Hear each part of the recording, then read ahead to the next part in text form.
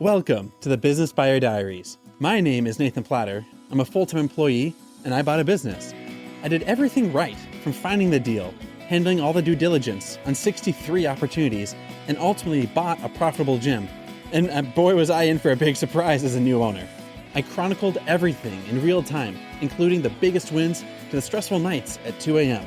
I'm sharing my journey without sugarcoating anything, so you don't make the same mistakes that I did. Here's today's episode. Well, not gonna lie, a little bit of the imposter syndrome is starting to set in. Thoughts about like, sorry about that. Thoughts about like, hey, am I cut to do this? Do I really know what I'm doing? Not everyone in this system succeeds. There's been a lot of closure, even after COVID. In this brand and other fitness brands, it's a changing space. I've never owned a small business before of this caliber.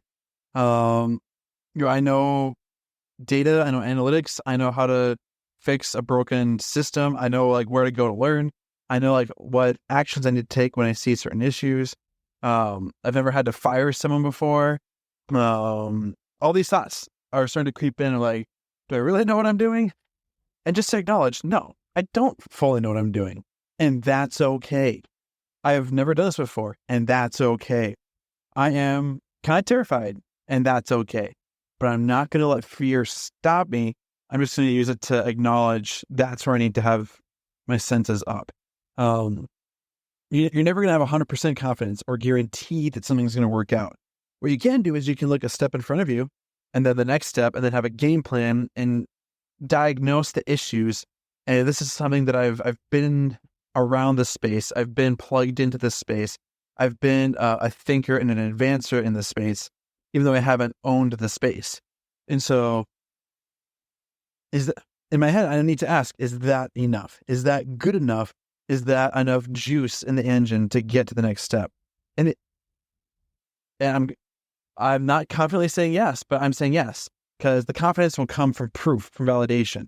When I've worked in marketing and tech, I've contributed to a lot of money being made for the bigger companies. When I've worked in operations and smaller sales teams, I've seen how people can improve their efficiency, boost their closing rates, capture more information during sales calls, shut off expenses that are just bleeding the company dry.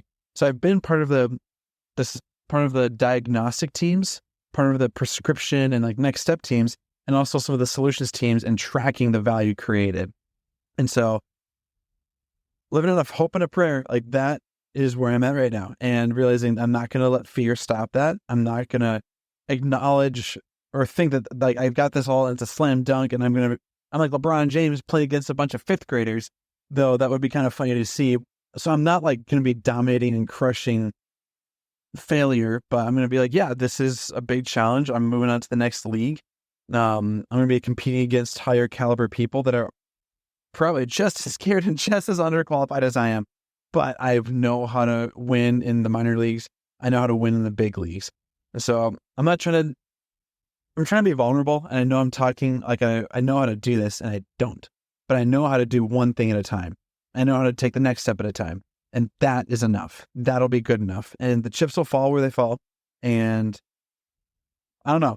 I'm not going to delete this episode because I think this is valuable for people, but I'm tempted to delete it because I don't want to put up this fear or this mask of confidence when I'm confident enough to take the next step, but man, oh man, I'm not confident when I see like folks struggle, folks fail. And then you start to dive into it. I've got my top 3 diagnostics is it due to insufficient paid advertising and closing those deals? Okay, that's probably one issue.